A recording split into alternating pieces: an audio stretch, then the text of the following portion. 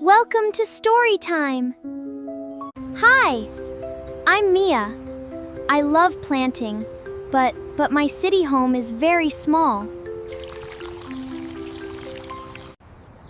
I wish I had a big garden to grow many plants. Never stop loving nature.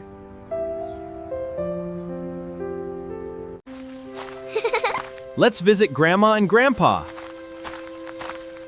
I can't wait to plant new flowers. Wow, this garden is perfect for planting. Plant as many as you like.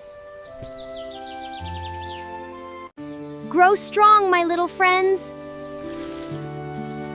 Every plant makes Earth greener. Thank you for the beautiful flowers. Your garden is our happy home. Please water my plants until I return. We promise. My little plants have grown so beautifully. Your love made this garden bloom.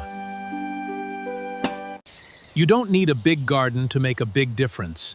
Love nature, be patient, and every small plant you grow helps make the earth a happier and healthier place. Thank you, Grandmas and Grandpa. If you like the story, please like, share, and subscribe to Storytime.